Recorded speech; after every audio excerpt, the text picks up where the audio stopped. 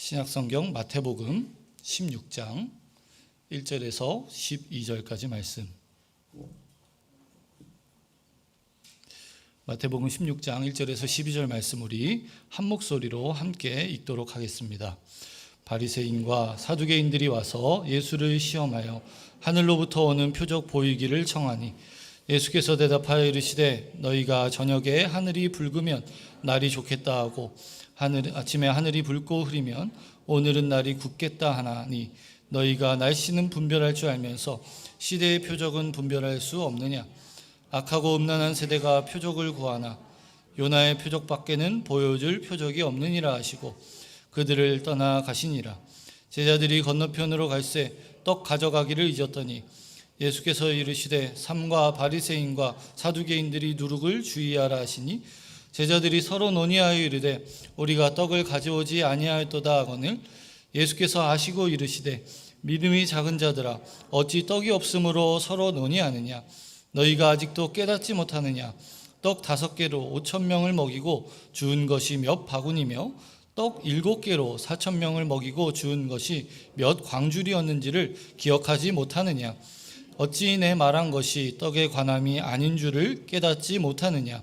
오직 바리새인과 사두개인들의 누룩을 주의하라 하시니 그제서야 제자들이 떡의 누룩이 아니요 바리새인과 사두개인들의 교훈을 삼가라고 말씀하신 줄을 깨달으니라. 아멘. 함께 읽으시니 말씀 가지고 담임 목사님 나오셔서 잘못된 가르침을 주의해라 라는 말씀으로 말씀 전해주시겠습니다.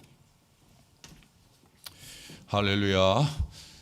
코로나가 지나고 저희 교회가 함께 이렇게 모일 수 있는 친구들 가족 페스티벌을 갖게 돼서 아주 감사하게 생각합니다. 여러분 가운데 참여하셔서 경험이 있는 분들도 계시지만 그렇지 않는 분들 같이 해주셨으면 좋겠습니다. 저희 교회가 함께하는 시간인데 특별히 이번에 하나님이 또 좋은 은혜를 주셔서 실내 체육관에서 하도록 되어 있습니다. 실외하고 실내는 상당히 분위기가 다릅니다. 그래서 실내로 하면 훨씬 더 오붓하고 훨씬 더 이렇게 집중력 있게 할 수 있으리라고 생각해서 저희들이 오랜 시간 하지 아니하고 딱 이렇게 정해진 시간만 아주 화끈하게 그냥 그 시간에 이렇게 집중해서 우리가 즐겁게 지내도록 그렇게 하려고 합니다. 여러분들이 많이 오시길 부탁을 드리고요. 교회에서도 최선을 다해서 준비를 하려고 합니다. 우리 교회 중요한 가치 중에 하나가 친구들 할 때 CHINGUDL L자가 이 Level Up to Excellence, 가능한 한 최선을 다해서 아주 훌륭하게 좀 해내자, 이런 이제 가치를 우리가 가지고 있고 지금까지 그런 이제 생각을 좀 해왔어요. 그러니까 적지만 적지 않은 그러한 모습으로 좀 해보려고 노력을 많이 했습니다만 많은 한계도 있죠.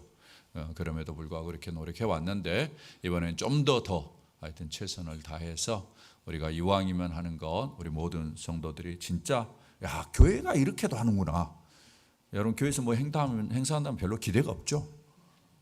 혹시나 하고 가면 역시나 하고 똑같다 뭐 이런 이야기들이 많이 도는데 여러분들이 좀 좋은 아이디어가 있으면 같이 좀 참여하면서 이렇게 이바지도 하시고요. 그래서 어찌됐든지 좀 더 잘 이렇게 디자인돼서 우리 모두 다 참 즐겁고 또 보면서 좀 더 이렇게 잘 되는 것을 인해서 서로 아이디어를 얻을 수 있는 그런 장도 되었으면 참 좋겠다라는 생각이 듭니다. 저는 이런 면에서 크리스천들이 좋은 모범을 보이고 크리스천들이 세상에 옛날에는 참 교회가 리딩하는 그런 입장이었는데 요즘은 교회가 세상에 뭐 이런 것들을 따라잡을 수가 없죠.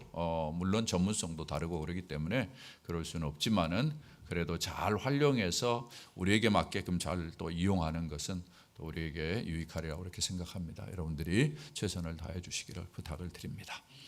제가 오늘 여러분과 함께 이렇게 말씀을 나누고자 하는 제목은 잘못된 가르침을 주의하라 라는 제목입니다. 여러분들이 제목을 보면서 제가 어떤 말씀을 나눌 건지 아마 대충 감은 잡으리라고 생각합니다. 오늘날 이 시대의 가장 큰 문제 중에 하나는 시중에 있는 가르침 가운데 잘못된 것들이 너무 많다라는 것입니다. 틀린 정보들이 마치 옳은 것처럼 이렇게 알려짐으로 말미암아 그런 것들로 인해서 참 피해를 보는 사람들이 많이 있죠. 여러분이 인생을 살아오면서 많은 경험들을 했기 때문에 여러분 한번 좀 생각해 보시기 바랍니다. 여러분이 어려서부터 이렇게 쭉 자라오면서 많은 정보들을 들었을 거예요. 많은 가르침들을 받았을 거예요.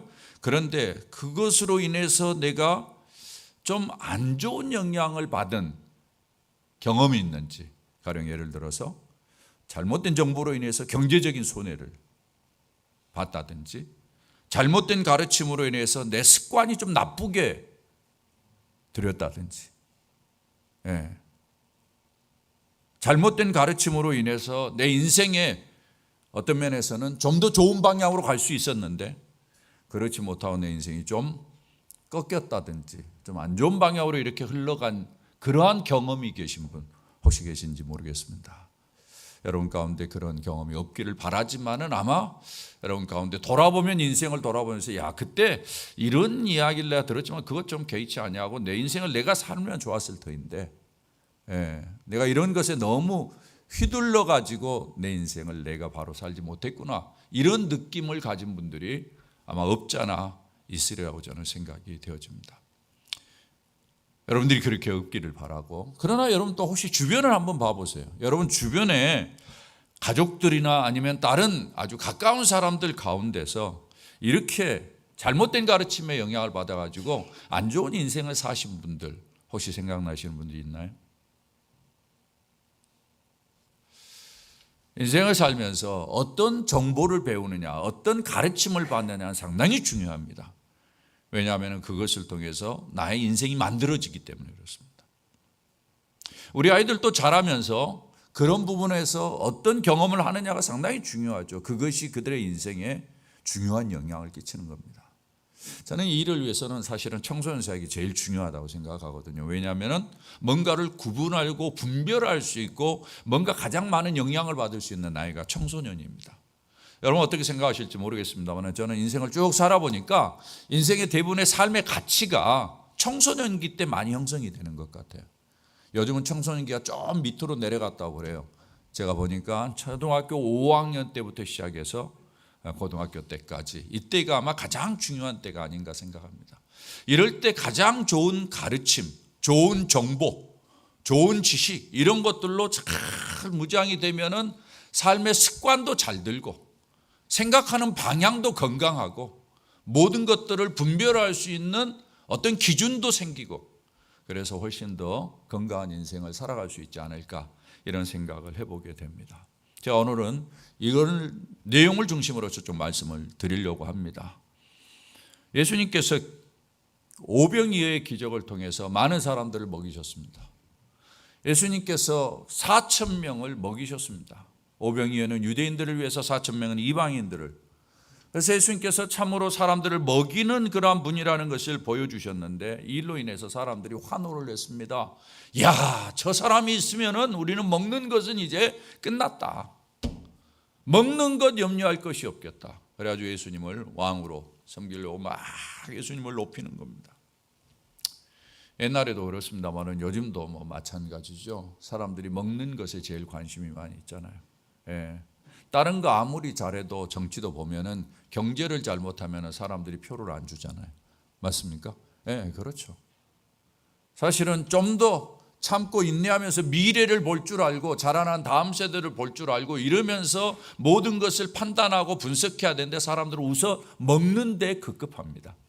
다음 세대가 먹든 말든, 다음 세대가 빚을 지든 말든 상관없이 나만 잘 먹고 나만 편안하게 잘 지내면 된다. 이런 것들이 당대를 사는 사람들의 의식구조 가운데 가득 차 있는 거죠. 상당히 중요한 이슈. 그때 당시의 사람들도 그랬습니다. 그래서 사람들이 계속해서 예수님께 표적을 구합니다. 당신이 뭔가 표적을 일으켜라. 그래서 당신이 진짜 이런 면에서 우리에게 모든 것들을 흡족하게 채워줄 만한 사람인가 한번 보자. 이런 이제 아마 눈초리로 예수님을 계속 봤던 것 같아요. 그 무리 중에 한 무리가 오늘 언급이 되고 있습니다. 바리새인과 사두개인들입니다. 여러분이 주보에 보시면은 제 설교를 요약하도록 되어 있는데 2번 문제에 보면은 중요한 이 내용을 이해하는 데 있어서 키워드, 그러니까 핵심적인 단어들, 개념들을 여기에 좀 적어놨습니다. 여러분들이 이걸 보시면서 이 본문을 좀 이해를 하고 분석을 한다면은 훨씬 더 아마 빠르리라고 생각합니다. 바리새인과 사두개인들은 당대에 있어서 가장 중요한 이 정치적인 그룹입니다. 바리새인들은 종교의 리더급이고 사두개인들은 이런 정치적인 부분에 있어서의 리더 그룹입니다. 둘 다 상당히 사상이 다릅니다. 그렇기 때문에 자기네들끼리는 서로 싸웠던 그러한 그룹들입니다. 그런데 예수님을 공격하는 데 있어서는 두 그룹이 의기투합이 됐던 거죠.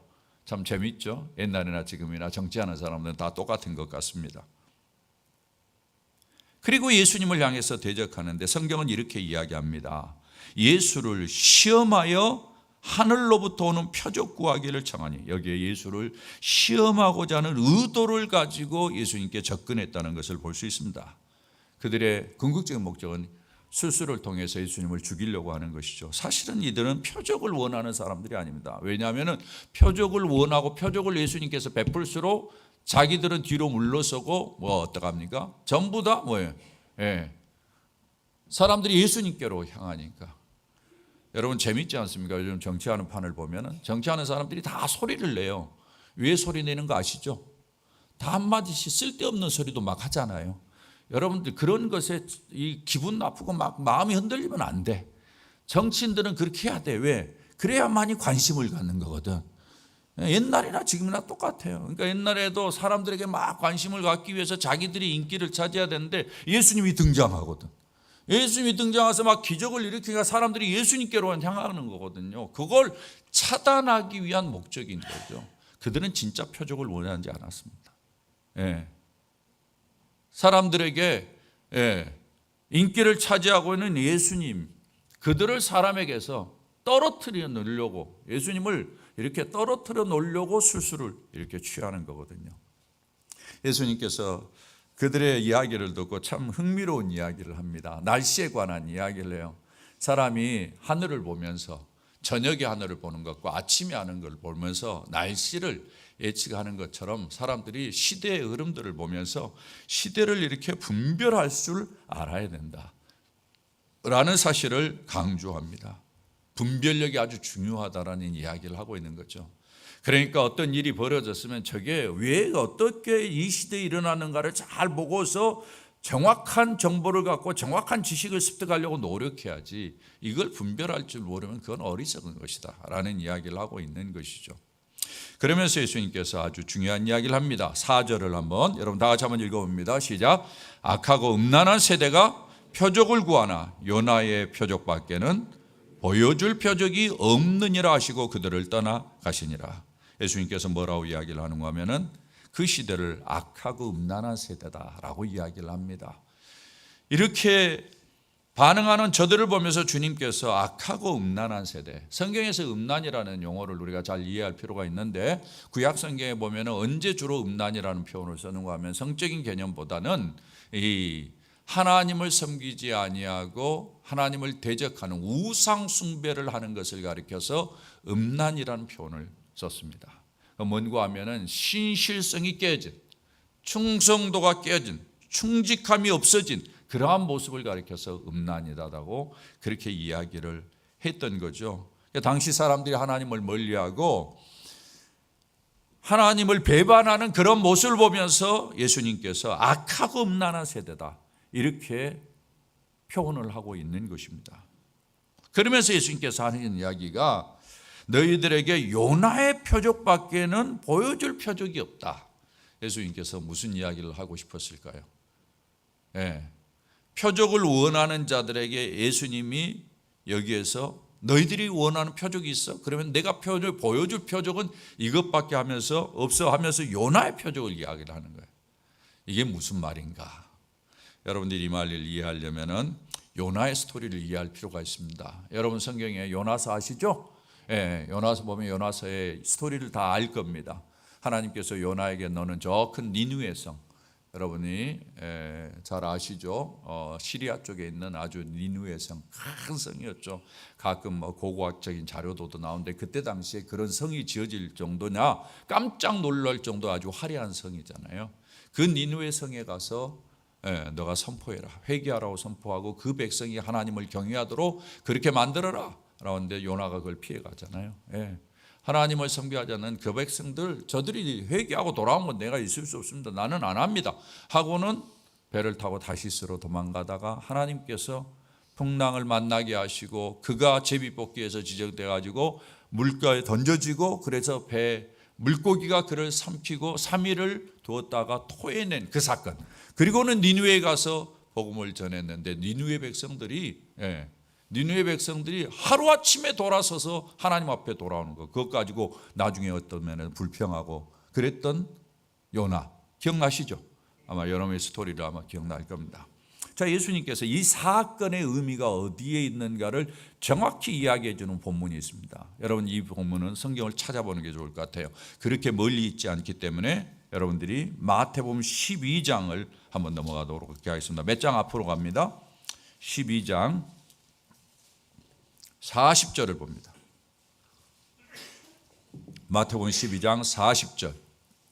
자, 요나의 사건을 예수님께서 어떻게 풀어서 말씀하시는지 보세요. 다 같이 읽어봅니다.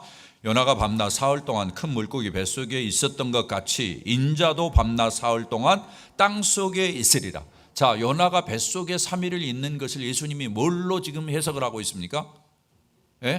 예수님이 죽어서 무덤에서 3일을 머무르는 걸로 예수님께서 사용하고 있는 거예요. 그러면 요나의 사건이 갖는 메시지가 예수님에게 어떻게 연결이 되는지를 이야기를 해주는 거죠. 그러니까 뭘 이야기하는 겁니까? 여기 요나의 기적이라는 것은 요나가 물고기 뱃속에서 사흘이 있다가 요나가 물고기가 토해가지고 밖으로 나와서 생명을 얻는 것, 이 기적처럼 예수 그리스도가 죽지만은 대부분 사람들이 십자가에 죽어서 소망이 없다고 이야기를 했지만은 그가 3일 만에 부활해서 살아나는 것, 이것이 진정한 기적이다라는 것을 이야기를 합니다. 이 기적 외에 또 다른 기적이 있겠느냐, 이 이야기를 주님께서 하시는 거죠. 그 다음에 41절을 보십시오. 41절 다 같이 한번 읽어봅니다. 시작. 심판 때 니느웨 사람들이 일어나 이 세대 사람을 정죄하려니 이는 그들이 요나의 전도를 듣고 회개하였으므니와 요나보다 더 큰 이가 여기 있으며. 자, 니느웨 사람들에 대해서 요나가 전도를 했어요. 그래서 그 백성이 회개했다라는 거예요. 그런 일들이 벌어졌어요. 그래서 니느웨 복음이 전파된 거죠. 니느웨 하나님에 대한 전도가 된 거죠. 근데 여기에 요나보다 더 큰 이가 여기 있다. 무슨 이야기예요? 예수님께서 참으로 복음을 전함으로 말미암아 어떻습니까? 많은 사람들이 회개하고 돌아오는 일들이 벌어지는 것을 암시하고 하는 이야기예요. 그게 바로 기적이라는 거예요. 그런 것이 기적이라는 거예요. 주님께서 이 이야기를 하시면서 진정한 기적은 여기에 있다라는 것을 보여주고 있습니다. 지금까지 이렇게 정리한 내용들을 보면은 예수님도 그때 당시에 많은 시험을 당하는 그러한 모습들을 우리가 볼 수 있고, 그리고는 이 땅에 사는 동안에 악하고 음란한 세대를 잘 구분할 줄 아는, 분별할 줄 아는 그러한 안목이, 분별력이 우리에게 필요하다는 것을 강조하고 있고, 그 다음에 중요한 것은 참으로 진정한 표적, 진정한 표적, 바른 표적, 이것이 무엇인가? 요나의 표적이다 라는 사실을 주님께서 이렇게 이야기를 해주고 있는 겁니다. 자, 이것이 이제 앞부분을 장식하고 있어요. 그 다음 장면으로 넘어갑니다. 자, 그 다음 장면으로 제자들이 건너편으로 갑니다. 이것은 이제 앞에 예수님께서 이제 오병이어의 기적을 나타낸 그러한 사건들, 사병이어의 기적들, 이런 사건들이 있고 난 다음에 예수님께서 이제 움직이는 그러한 사실들을 이야기하고 있는데, 제자들이 떡 가져가기를 잊었다라고 이야기를 하고 있습니다. 그러니까 떡으로 배불리 먹던 사건이 있었기 때문에 떡을 가지고 움직였어야 되는데 그걸 잊었다라는 거예요. 그래서 예수님께서 이야기하는 내용이 여기에 나옵니다. 5절 예수께서 이르시되 삼가 바리새인과 사두개인들의 누룩을 주의하라 하시니. 이 말이 상당히 어색한 말이에요. 전체적인 흐름이 맞지 않잖아요. 떡을 안 가져왔어? 그럼 가서 가져와야지, 이렇게 이야기를 하시든지, 떡 안 가져왔어? 그러면 걱정하지 말아라, 뭐 이렇게 이야기를 하시든지 그래야 되잖아요.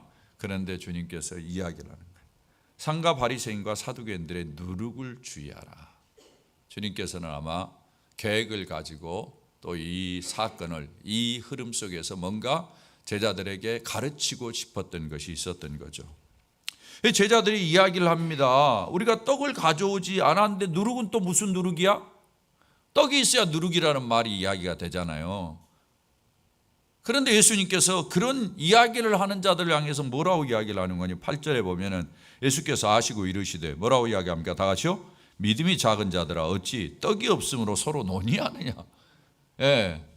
떡이 없는 것을 인해서 서로 이야기하는 거 보고 예수님께서 믿음이 없다라고 이야기를 하네요. 이런 거 보면 사실은 좀 이해가 안 되는 듯한 그러한 내용이 일들이 지금 여기에 벌어지고 있는 거죠. 예. 내용은 단순합니다. 예수님께서 너희들이 떡을 안 가져왔어? 그러면 너네들이 앞에서 내가 떡을 제공하는 것을 보지 않았느냐. 오병이어의 사건, 4,000명을 먹이는 사건, 이거 봤으면 내가 어디에 있든지 떡이 없어도 떡을 만들 수 있다라는 사실을 너희들이 왜 믿지 못하느냐. 이런 면에서 주님께서 하신 이야기예요. 그래서 주님께서 사실은 떡 때문에 염려하고 걱정하는 저들을 향해서 믿음이 없다라고 이야기하면서 그건 내가 하는 것이다 라고 이야기하면서 주님께서 이제 중요한 관심사항으로 여기에 이야기를 하고 있는 것이죠. 뭔가 하면은 누룩을 조심해라. 바리새인과 사두개인의 누룩을, 그것은 떡과 관계된 것이 아니라 그들의 가르침과 관계된 것이다 라고 주님께서 선명하게 이야기를 해주고 있습니다. 여러분, 누룩이 무엇입니까? 여러분 아마 다 아시리라고 생각합니다. 누룩은 아주 적은 거지만은 전체를 이렇게 영향을 주는, 부풀리는 거죠. 음식을 만들 때는 꼭 필요한 것이지만은 예수님께서 여기에서 이제 전제하는 것은 잘못된 가르침, 이걸 전제하는 거예요. 그 잘못된 가르침이 비록 적은 것일지 모르지만은, 별거 아닐지 모르지만은 이것이 전체를 오염시킨다. 성경에 보면은 이 누룩과 관계해서 표현된 성경 구절이 좀 있는데 여러분 한번 보시죠. 고린도전서 5장 6절에 보면은 뭐라고 이야기합니까? 다 같이 한번 읽어봅니다. 시작. 너희가 자랑하는 것이 옳지 아니하도다. 적은 누룩이 온 덩어리에 퍼지는 것을 알지 못하느냐. 또 갈라디아서 5장 9절에 보면은 이렇게 이야기합니다. 적은 누룩이 온 덩이에 퍼지느니라. 결국 뭐예요? 누룩의 특징은 빠르게 퍼진다라는 거예요. 전체에 영향을 끼친다라는 거예요. 예수님께서 이걸 이슈화하는 것은 사람들의 잘못된 가르침이 전체를 망가뜨릴 수 있다라는 거예요. 사람들이 잘못된 가르침에 영향을 받지 않을 것 같은데 그것에 영향을 받는다라는 거예요. 그래서 전체를 엉망으로 만든다라는 거예요. 여러분, 당시에 이 바리새인들과 사두개인들의 이 퍼뜨리는 이 잘못된 가르침의 영향력은 대단했습니다. 예. 그들은 그 잘못된 가르침을 통해서 사람들의 생활을 바꾸고 사람들의 습관을 바꾸고 모든 것을 바꾸는 그러한 모습으로 영향을 끼쳤던 거죠. 사실 여기에서 바리새인들과 사두개인들이 예수님에게 표적을 보이라 하는 것도 사람들에게 잘못된 생각을 집어넣기 위한 거예요. 보통 표적이라 하면은 신적인 의미를 부여할 때 이제 표적을 일으키거든요. 그런데 예수님은 하나님이라. 예수님이 오셔서 내가 하나님의 아들이다. 내가 메시아다, 구원자라 이렇게 이야기를 하는데 사람들이 그렇게 알고 이제 따라가는 거예요. 근데 이 사람들은 뭐예요? 표적을 보이라. 그러면 예수님을 어디로 끌어내리려고 의도를 가지고 있는 거 아니니? 신적인 존재로만 끌어내는 거예요. 그가 하나님인 것을 일단은 무시하고 조금이라도 신적인 그러한 어떤 표적을 일으키면 그 정도 범위 내에서만 그의 역할을 제한시키려고 그렇게 하려는 의도를 가지고 지금 이야기를 하는 것이거든요. 예수님께서 이들을 향해서 진정한 표적이 바로 요나의 표적이라는 것을 이야기를 해주는 데는 참 이제 예수님이 하고 싶은 의도가, 말씀이 좀 있는 것이죠. 그리고 이런 사람들의 누룩을, 가르침을 조심하라는 데는 예수님이 가르치고자 하는 것들이 있는 거예요. 사실 이 대목도 참 재미있습니다. 왜 예수님께서 이 바리새인과 사두개인들의 누룩을 이렇게 지적을 했을까? 예수님이 사실은 생각 같아서는 표적을 일으키라고 했으니까 잘 됐다. 이게 찬스다. 그러면서 표적을 계속해서 일으켰으면은 훨씬 더 인기가 있지 않았겠습니까? 훨씬 더 어떤 면에서는 그것을 분위기를 또 이렇게 잡을 수도 있지 않았겠습니까? 그런데 예수님께서는 표적을 이야기하지 아니하고 가르침에 대한 이야기를 해요. 상당히 중요한 포인트예요. 예. 사실 표적이라는 것은 눈으로 보는 거잖아요. 사람들에게 관심을 끌려면 눈으로 보여줘야 돼요. 여러분도 그럴 거예요. 예수 믿으면서도 좀 봤으면 좋겠다 이렇게 생각하는 분들이 있을 거예요. 그런데 여기에서 우리가 발견할 수 있는 중요한 것은 눈으로 보는 것보다 더 중요한 것은 가르침이라는 것이에요. 말로 듣는 것이 더 중요하다는 거예요. 여러분 어떻게 생각하세요? 보는 것이 더 중요해요? 듣는 것이 더 중요해요? 와, 여러분도 보는 것이 더 중요하다고 생각하잖아. 예, 사람들 다 그래요. 근데 실제로 보면요, 사람들이 듣는 것에 있어 영향을 엄청나게 받습니다. 여러분, 틀린 이야기도 계속 듣잖아요. 계속 들으면 틀린 이야기가 뭐가 돼요? 옳은 이야기가 되는 거예요. 여러분, 정치인들이 왜 틀린 이야기를 계속 하는지 아세요? 예? 왜 그러는지 아세요? 예. 여러분들 포섭하기 위해서 그래요. 예. 틀린 이야기도 계속하면은 그게 옳은 이야기가 되는 거예요. 그 사람도 그걸 알아요. 예. 사실은 그렇습니다. 보는 것은 한 번 보면 세월이 지나면 다 잊어버려요. 그러나 계속해서 말로 듣는 것, 이런 것들은 계속 뇌리에 남습니다. 뇌리에 남아가지고 그것이 사상이 돼요.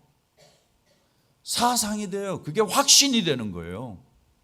그래서 그 사람의 행동에 영향을 끼치는 겁니다. 보는 것은 멋있었다 이러고 끝나요. 그러나 그 사람의 삶에 계속해서 영향을 끼치지 않아요. 가르침이 영향을 끼치는 거예요. 예수님께서 이걸 아셨어요. 그렇기 때문에 바리새인들과 서기관들의 가르침이 저들에게 엄청난 악영향을 끼치고 있다는 사실을 지적하는 거예요. 그러면서 그걸 조심해라. 앞으로도 계속 그래요. 예수님이 기적을 베풀고 와서 사라져요. 예수님이 사라져요. 없어요. 그 다음에 영향을 끼치는 게 뭐예요? 바리새인과 서기관들이 계속 말하는 거예요. 그에 영향을 끼치는 거예요. 예.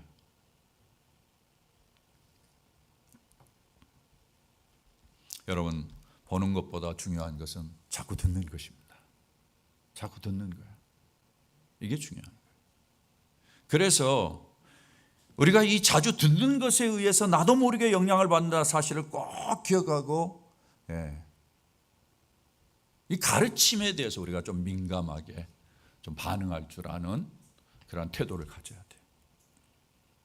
예수님께서 이 말씀을 통해서 이제 우리들에게 말씀하시는 것이 있습니다. 먼저 너희들이 이 땅을 사는 동안에 표적 같은 것들을 이렇게 궁극적으로 이렇게 바라보고 그런 것들만을 추구하려고 하는데 예수님 그러지 말라라는 이야기야. 그러면서 뭐라고 이야기합니까? 여러분 설교를 메모할 수 있는 시트에 3번 문제를 보시면 됩니다. 제가 두 가지 사실을 여기에 지적을 했는데 한 가지 다 같이 한번 읽어볼까요? 시작. 진정한 표적을 경험하라. 주님께서 여기에서 강조하는 것은 진정한 표적을 경험하라는 거예요. 사람들이 이런저런 표적들을 그것이 신적인 것이라고 생각하면서 막 추구하고 다녀. 옛날에도 그랬어요. 우리나라에서도 1960, 70년대 계속해서 예수 믿는 사람들이 표적을 구하느라고 정신이 없었죠. 당시에 병 고치는 은사, 뭐 또 방언하는 은사, 뭐 이것저것 특별한 기적과 표적들 이런 나타내는 것들, 뭐 이런 일들을 자꾸 보여주기 때문에 사실은 이제 기독교 역사에서 가만 보면요, 기독교가 제일 처음 될 때는 기적이 나타났어요. 그런데 어느 정도 교회가 자리를 잡으면 그 다음 기적이 안 나타납니다. 신약성경을 보시면 초대교회가 제일 초창기 때는 기적이 일어났어요. 그런데 뒤에는 기적이 안 나타나요. 왜 안 나타나나? 왜 안 나타날 것 같아요? 제가 가르쳐 줬잖아. 기적보다 뭐가 더 중요하다? 듣는 것이 더 중요하다라는 거예요. 말씀을 이미 주셨고 이 말씀이 기록되어 있고 그렇기 때문에 듣는 것이 더 중요해요. 기적을 계속 주지 않아요. 우리 한국의 기독교 역사도 그래요. 제일 처음엔 기적이 있었어요. 많이 있었어요. 그러나 요즘은 기적이 있었다는 말 별로 못 듣죠. 왜 그러냐? 더 중요한 것이 말씀을 듣는 것이기 때문에 그래요. 선교 현장에도 마찬가지예요. 지금도 선교 현장에 기적이 일어나요. 기적이 일어나는 보고들을 적지 않게 들어요. 그럼에도 불구하고 어느 정도 자리가 잡히면 그 다음 기적이 일어나지 않습니다. 네, 하나님은 이미 기적을 베푸셔서 하나님의 탁월하심을 보이셨지만은 더 중요한 것은 하나님의 말씀이니까, 말씀이 이미 주어졌으면 그 말씀을 배우고 그 말씀을 들으라는 거거든요. 예. 여러분, 기적을 추구하지 마십시오. 기적은 아무런 유익이 없습니다. 아무런 유익이 없습니다. 진짜 우리에게 꼭 기억하고 진짜 붙잡아야 될 기적이 있다면 바로 예수 그리스도의 기적입니다. 할렐루야. 예수 그리스도께서 이 땅에 오셔서 그가 다시 살아나신 기적, 그리고 우리같이 허물 많고 죄악이 많은 사람들이 그 복음을 듣고, 어떨 때는 이해가 안 되는 것 같은 복음이지만 내가 그 복음을 듣고 예수 그리스도를 구주로 믿고 회개하고 주님을 믿는 것, 이것이 기적이 아니고 뭐겠습니까? 안 그렇습니까? 저는 그 기적이라고 생각해요. 제 주변에도 이제 여러 사람들 보지만 참 어떨 때 볼 때는 야, 사람들이 이런 예수 그리스도의 복음을 듣고 믿을까라고 걱정이 될 때도 있어요. 근데 놀라운 사실은 믿어요. 복음을 전할 때 여러분 그런 생각해 보셨어요? 예. 야, 이 사람들이 진짜 이게 이해가 될까? 믿어질까? 이렇게 집권하고 복음을 쭉 설명해.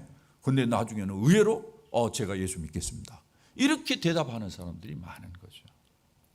사랑하는 여러분, 이 땅을 사는 동안에 다른 표적을 구하지 마시고 내가 예수 그리스도를 제대로 믿고 회개했다라는 그 은혜에 감사하면서 예수 그리스도가 죽으시고 3일 만에 부활한 이 기적 외에는 다른 기적이 없다라는 사실을 분명히 붙잡고 이런 은혜를 주신 하나님께 감사하면서 믿음 위에 더욱더 든든히 서 있는 여러분 되시기를 부탁을 드립니다. 그 다음에 두 번째로 여기에 이야기하는 게 있어요. 다 같이 한번 읽어봅니다. 시작. 잘못된 가르침에 빠지지 말라. 잘못된 가르침에 빠지지 말라라는 것입니다. 성경에서 이 누룩이라는 것은 어떤 의미로 상징적으로 사용되는가 하면은 악이 침투하는 이미지를 가지고 있습니다. 악이 침투하는 이미지를 그릴 때 이 누룩을 썼어요. 이스라엘 백성들이 출애굽을 했어요. 광야에서 먹을 것이 없었습니다.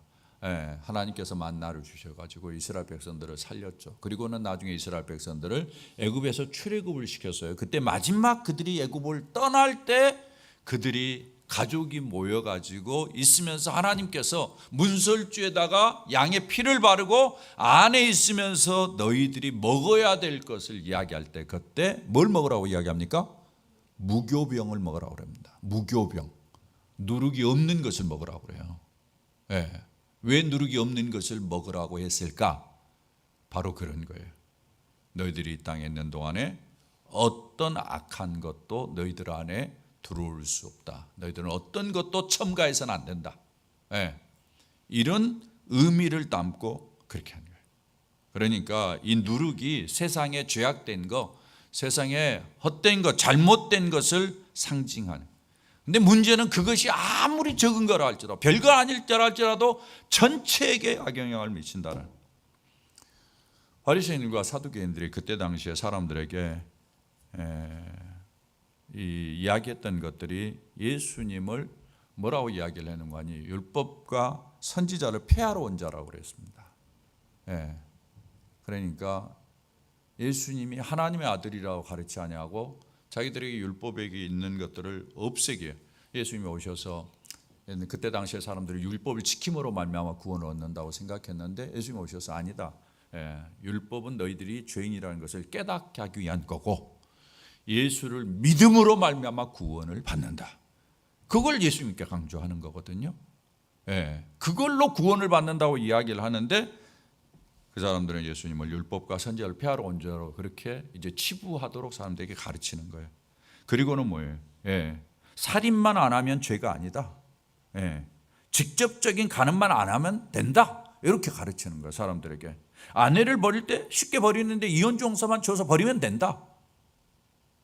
눈은 눈으로, 이는 이로 갚으려 한다. 그러면 된다. 오늘 이란 전쟁이 시작됐습니다만은 이란 사람들도 가지고 있는 원리 중에 하나가 이거예요. 눈은 눈은, 이는 이로. 이런 원리를 가지고 지금 전쟁을 일으키는 거거든요. 이런 것들을 그대로 가르치는 거예요. 여러분, 이런 것들이 사람들을 어떻게 합니까? 건강하게 만듭니까? 재밌는 것은 네 이웃은 사랑하고 네 원수를 미워하라 이렇게 가르친 거예요. 예수님이 오셔서 뭐라고 이야기했습니까? 네 원수까지도 사랑해라 라고 이야기하는데 이들은 이웃은 사랑하고 원수는 미워해라 이렇게 가르치는 거예요. 그러니까 악한 것을 허용하고 악한 것을 해도 괜찮다라고 가르치는 거죠. 이게 얼마나 무서운가 보세요. 이런 것들의 습관이 됐을 때 상세 사람들이 얼마나 악해지겠습니까? 여러분, 이슬람이 약간 그런 요소가 있죠. 오늘날 이슬람이 사람 죽이는 거 우습게 죽이잖아요. 왜냐하면 그런 것들이 자기들에게 익숙해져 있으니까, 이런 가르침으로 이게 형성되어 있으니까 우습게 행동하는 거거든요. 사랑하는 여러분, 이런 것들, 이런 잘못된 가르침이 침투해서는 안 된다라는 거예요. 현대사회에서 우리에게 있을 수 있던 잘못된 가르침은 그럼 뭘까? 두 가지 측면을 생각하시죠. 종교적인 측면하고 그 다음에 일상의 삶 속에서. 종교적인 측면에서는 여러분, 종교인들의 잘못된 가르침을 주의하셔야 됩니다. 쉽게는 이 가장 두드러지게 이단을 조심하라라고 그렇게 이야기할 수 있죠. 이단의 대표적인 주자는 영지주의입니다. 예수님이 돌아가신 다음에 초대교회에 영향을 끼쳤던 영지주의, 나스티시즘이라고 그렇게 이야기하는데, 그 사람들은 예수 그리스도의 인성, 예수님이 육체를 입고 이 땅에 오셨다라는 것을 부인합니다. 왜냐하면 그들은 이렇게 생각해요. 영은 선하고 육체는 악하다. 그러니까 하나님이, 선한 하나님이 악한 육체를 입을 수 없다라고 생각하는 거죠. 그래서 예수님의 인성을 부인해요. 그게 초대교회의 가장 큰 문제가 됐어요. 여러분이 그러니까 이 서신서, 바울 서신서, 로마서부터 쭉 읽어 나갈 때 이 성경을 이해하려면은 이 사상을 이해해야 돼. 이 사상이 그때 당시에 교회에 영향을 많이 끼쳤거든요. 그래서 사도 바울이 그것을 변증하기 위해서 예수님은 육체로 왔다라는 사실을 계속해서 강조하는 거죠. 그런 것들에 이제 영향을 받은 이단들이 이 땅에 참 많이 있었지만은, 오늘날 우리나라 같은 데는 이제 주로 이단으로 여러분 알고 있는 것들이 어떤 것입니까? 전도관, 그 다음에 통일교, 이런 거 여러분 알고 계시죠? 이런 것들이 이제 거의 다 지나갔죠. 전도관은 별로 우리 주변에 없어요. 통일교는 이게 이제 별로 없어요. 대신에 이제 그 사람들은 통일교의 물건을 가지고 이제 비즈니스를 하는 쪽으로 이렇게 치우쳐갔어요. 요즘 계룡산도 요즘은 없죠? 계룡산 들어봤어요? 계룡산의 산신령 옛날에는 참 많았어요. 저희들이 어렸을 때 70년대 80년대만 해도 계룡산에서 돌을 닦고 왔다 이러면 상당히 그 인기가 있었던 그런 적이 있었어요. 근데 요즘은 별로 없는 것 같아요. 그래서 계룡산이 다 사라지고, 요즘 이제 영향을 끼친 것이 우리가 잘 아는 이제 구원파도 좀 덜한 것 같은데 남아 있어요. 여전히 구원파는 여러분 잘 아시는 대로 권신찬, 그 다음에 유병헌 씨, 얼마 전에 세월호 사건 난 데 있죠. 세모, 비즈니스 세모 하는데, 거기가 이제 그 구원파의 본류죠. 그것이 이제 오늘날에는 뭘로 그 사상을 받은 사람이 이 박옥수라는 사람, 기쁜 소식 선교인가? 여러분이 경부고속도로 쪽 올라가다 보면 강남 쪽에 양재 인터체인지 지나가지고 서초 인터체인지에서 왼쪽에 보면 있죠. 그 교회. 그래가지고는 잠실 체육관에서 큰 집회 많이 하는 그러한 이제 그 무리가 바로 그런 데죠. 그 사람들의 핵심은 뭔가 하면은 우리는 죄를 지어도 괜찮다라고 이야기를 해요. 예수 믿고 난 다음에 회개할 필요 없다라고 가르쳐요. 이유 중에 하나는 뭔가 하면은 우리가 예수 믿고 난 다음에 죄의 용서를 다 받았기 때문에 우리가 죄를 짓는 것은 내가 죄를 짓는 것이 아니라 죄가 죄를 짓는 것이다. 그러니까 나는 책임이 없다. 이렇게 가르치는 거예요. 성경에 어디에 그런 이야기도 안 하죠. 사람들이 그걸 즐거워하는 거죠. 그래 쫓아다니는 거예요. 여러분 볼 때 이해가 돼요? 이해가 안 되잖아요. 그런데 사람들이 이해가 된 사람들이 많아. 쫓아다니는 거예요.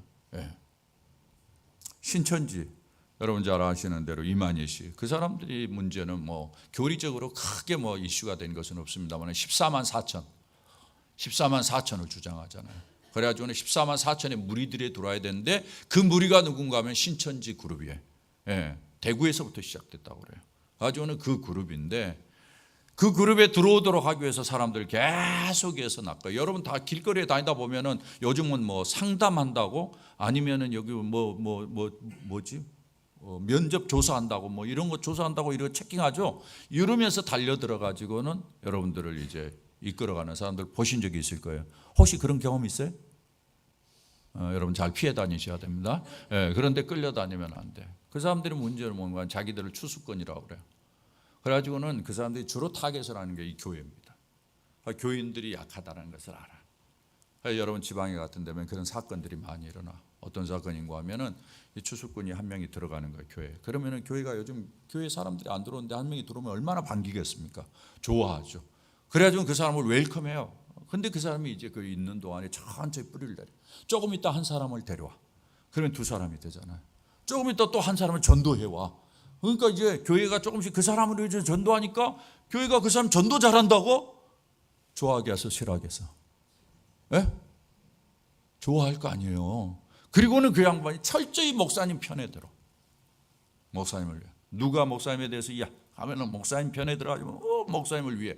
그래가지고 어느 정도 세력이 형성이 되고 자기가 어느 정도 위치를 차지하고 오래되면서 거기에서 이제 직분도 맡고 나중에는 장로까지도 돼요. 장로가 된 사람도 있어요. 네. 그런 다음에는 이제 발톱을 내밀기 시작하죠. 한번 딱 이제 제동을 걸어요. 그러면 성도들이 모르니까 이렇게 저 사람 저렇게 목사님을 위했는데 목사님에 대해서 반대하는 데는 뭔가 이유가 있을 거 아니냐? 사람들이 이렇게 생각해요. 교묘하죠. 사람들이 어리석은 건지 그 방법이 좋은 건지 내가 잘 모르겠어요. 하여튼 그래가지고 나중에 어떻습니까? 교회 재산을 다 가져가는. 그래서 교회 재산 빼앗긴 데 많습니다. 이런 사람들. 그 다음에 하나님의 교회가 있어요. 여러분 여기 보면 교회에 팔려나간 데 보면 엔가는데 하나님의 교회라고 써져 있죠. 하나님의 교회라고. 그 사람들은 아주 부동산의 대가들이에요. 모든 부동산들을 다 가지고 있어. 그 사람들. 거기에 안상홍 씨가 자기를 뭐라고 이야기를 하는가 하면은 육체로 오신 하나님이라고 그래요. 자기를.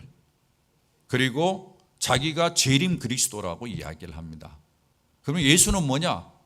자기는 지금 이 시대의 재림 그리스도고 예수는 그때 당시에 재림 그리스도로 끝이다. 이렇게 이야기를 하는 거예요.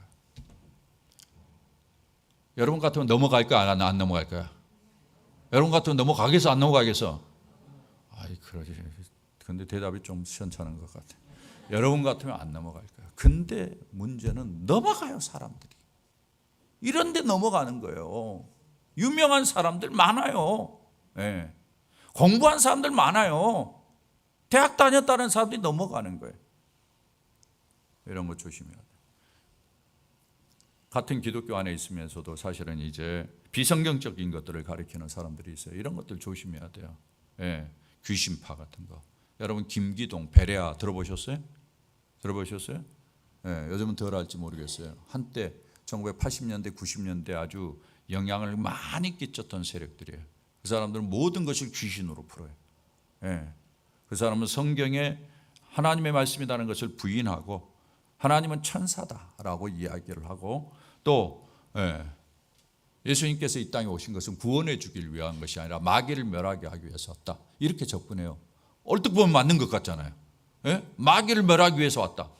예수님이 구원을 위해서 온 거지 마귀를 위해서 온 건 아니잖아요. 이제 이런 거죠. 마귀를 멸하는 것은 구원의 하나의 과정인 거지. 이런 것을 통해서 아주 교묘하게 미혹을 시키는 거예요. 여러분 혹시 가게 흐르는 저주라는 말 들어보셨어요? 아마 그런 것으로 영향을 받는 사람이 있을지 모르겠어요. 요즘 기독교 안에 잘못된 가르침으로 기독교라는 틀을 쓰고 있어요. 근데 성경을 잘못 가르치는 사람들이 아주 많이 있어요. 무슨 가게 저주가 흘러요? 그 사람들 하는 이야기가 안 믿는 가족의 가게 위에서 선대부터 내려오는 저주가 있다라는 거예요. 여러분 이게 성경적으로 맞아요? 그럴싸하게 보이죠? 성경은 전혀 그렇지 않습니다. 성경은 아담의 죄악만 대표성이 있기 때문에 그러는 거지 모든 당대 세대, 아버지는 죄악, 각자가 하나님 앞에서 개인적으로 정리해야 돼. 구원도 그래서 개인적이에요. 개인적. 그게 성경의 원리거든요. 다놀드라는 말 여러분 들어보셨을 거예요. 다놀드도 아주 큰 심각한 것 중에 하나입니다. 요즘 우리 주변에 소위 말해서 뇌운동 한다고 해가지고 혹시 여러분 애들 그런 데 보내면 큰일 납니다. 그런 것들 많아요. 우리가 이런 부분에 대해서 균형 있게 생각할 수 있도록 잘해야 돼요. 여러분 분별력을 가져야 돼요. 대충 믿으면 안 됩니다. 그러니까 너무 위험한 것들이 우리 주변에 많이 있어요. 이것 외에 이제 일반적으로 우리가 인생을 살아가는 데 있어서 필요한 지식들이 많이 있는데, 그런데 잘못된 가르침들이 많아요. 우리는 특별히 이런 부분에서 자유할 거라고 생각하는데, 사실 우리도 모르게 영향을 받아요. 대표적인 게 유물론적인 사관이잖아요. 유물론적인 사관은 공산주의나 있는 것처럼 생각하는데, 이미 유물론적인 사관에 우리가 영향을 많이 받았어요. 그래서 물질주의에 영향을 많이 받았어요. 예. 보이는 것만이 최고야. 보이는 것에만 가치를 두어 보이지 않는 것에 대해서 생각을 하려고 하지 않아요. 예. 그리고 여러분이 인생을 살면서 그런 사람들이 이야기하는 것들에 나도 모르게 영향을 받았어요. 그래서 자식을 생각할 때도 자식이 내 것처럼 생각하고, 아내를 생각할 때도 부인은 내 소유다라고 생각하고, 자식과 아내를 내 마음대로 해도 괜찮다라는 생각이 세상에 가득 차 있어요. 그런 가르침들이 나도 모르게 주변에서 이렇게 침투해 들어와요. 그래서 영향을 받는 것이 많아요. 우리 남자분들 예수 믿기 전에 그런 영향을 받은 분들 아마 없잖아, 있을 거예요. 예. 다른 사람들과의 관계에 있어서도 마찬가지죠. 서로 싸우고 서로 경쟁하려고 하는 이런 것들도 사실은 다 잘못된 가르침에 의해서 이게 영향을 받는 거거든요. 우리가 오늘날 매스컴에서 주로 이야기하는 게 뭐예요? 예, 상대주의의 다 배경을 가지고 있어요. 매스컴의 모든 배경의 베이스의 사상의 영향은 뭔가 하면 상대주의입니다. 상대주의가 좋은 것 같아요. 왜? 예, 각 사람의 견해를 중요시 여기니까. 예. 그런데 문제는 뭔가 하면 절대 기준이 없다라고 이야기를 하는 거거든. 절대 가치가 없다라고 이야기하는, 자기 마음대로 할 수 있다, 그것이 바른 것이다 라고 이야기를 하는 거예요. 그러니까 사람의 자유를 어떤 면에서는 신장시키고 그래서 좋은 것처럼 보이는가, 절대 가치가 없기 때문에 어때요? 예. 사람들이 자기가 원하는 대로 막 하는 거예요. 그러니까 자기가 원하는 대로 하니까 이게 좋은 방향으로 자기가 원하는 대로 가면 좋은데, 이게 사람은 늘 악하기 때문에 악한 방향으로 자기가 원하는 대로 가거든. 그래서 드러나는 게 뭐예요? 예. 결과적으로 드러나는 게 미국에서나 여기에서나 딱 보면은 딱 드러나는 게 뭐예요? 성적인 부분이에요. 동성애 문제라든지 성적 취향으로 자기의 성성을 결정하는 거라든지, 이게 전부 다 이 영향 아래에 있는 거예요. 근데 문제는 뭔가 하면은 개인이 그랬으니까 그럴 수 있다라고 이야기를 하는데, 그러면은 개인이 선택을 했으면 개인이 책임을 져야 될 거 아니에요. 그런 문제에 가지고 자기가 병이 걸린다든지 하면 자기가 책임을 지고 치료를 하고 그래야 될 거 아니에요. 근데 문제는 그렇게 저질러 놓고 그 책임을 누구에게 돌리는 거예요? 예? 누구에게 돌려요? 사회에 돌리잖아요. 사회가 나를 이렇게 만들었다 이러면서 국가 보고 사회 보고 다 돈 대라는 거잖아요. 정치인들이 이걸 이용하죠. 그래서 정치인들이 이걸 조장하잖아요. 정치인들의 목적은 백성을 어리석게 만드는 거거든요. 그리고는 자기들 마음대로 컨트롤하는 거거든요. 이렇게 무너질 때 뭐예요? 사회적 비용이 많이 들잖아요. 사회적 비용이 많이 들고 처리해야 될 일들이 많을수록 공돈이 많아요. 눈먼 돈들이 많아져요. 그 눈먼 돈들을 탐하는 사람들이 많아지는 거죠. 이게 얼마나 불행한 이야기입니까? 사회가 이렇게 돌아가면. 이런 것들이 우리도 모르게 우리를 공격하고 있다는 것입니다. 아무런 생각 없이 계속 말하는 것에 아무런 분석도 안 하고 비판도 할 생각을 하지 않고 이렇게 따라가다가는 우리가 잘못된 가르침에 빠질 수 있어요. 여러분 잘 생각하셔야 됩니다. 그러니까 이 땅을 사는 동안에 진짜 성경의 기준에 의해서 이런 것들을 잘 분별해야지, 그렇지 못하면은 우리도 모르는 사이에 이런 누룩에 빠져가지고 우리의 정신세계도 무너지고 우리의 가정도 무너지고 교회도 무너지고 사회도 무너지는 그러한 비참한 일들을 우리가 경험할 수 있는 거죠. 여러분이 미국 사회를 보면 잘 알 거예요. 미국이 지금 그대로 가는 거거든요. 우리나라 미국 따라간다고 해도 아니에요. 자유주의 계통에 있는 사람들은 이런 면에서 컨트롤이 안 되면은 사람의 자유라는 것은 악하게 되어 있습니다. 무서운 거예요. 예수님이 이때 당시의 제자들에게 이걸 이야기하는 거예요. 비록 적은 거, 아무것도 아닌 것 같지만은 이런 것들이 이렇게 영향을 끼칠 수 있다. 사랑하는 여러분, 오늘 주님께서 우리에게 말씀하십니다. 세상에는 잘못된 가르침이 너무 많다. 너무 많다. 결국은 그런 것들이 달콤해 보이지만은 너희들을 불행하게 만드는 거다. 예. 너희들을 방황하게 만드는 거다. 그것에 전념되면 안 된다. 강조하는 것입니다. 궁극적으로 예수님께서 하시는 이야기는 그런 것에 전념되지 않기 위해서는 네 안을 건강한 걸로 가득 채우라는 거예요. 네 안을 진리로 채우라는 거예요. 바른 기준으로 채우라는 것입니다. 우리가 이걸 채워야 돼요. 맞습니까? 우리 애들을 그렇게 채워주고 내 자신이 그렇게 채울 때 나도 살고 내 가정도 지킬 수 있고 내가 있는 곳에서 사회도 좀 더 건강하게 우리가 지킬 수 있죠. 사회 여러분 직장 생활하니까 잘 알 거예요. 사람들이 모여가지고 하는 이야기들 그들이 몰고 가는 거 다 아실 거예요. 그럴 때 여러분 이제는 피하지 말고 야 이렇게 됐을 때 사회가 어떻게 되겠냐 한 번 정도는 이야기하고 좀 더 건강한 방향으로 움직일 수 있도록 크리스천들이 제 역할을 하는 것이 하나님께서 이 시대에 우리에게 맡겨주신 일이 아니겠는가라는 생각을 해보게 됩니다.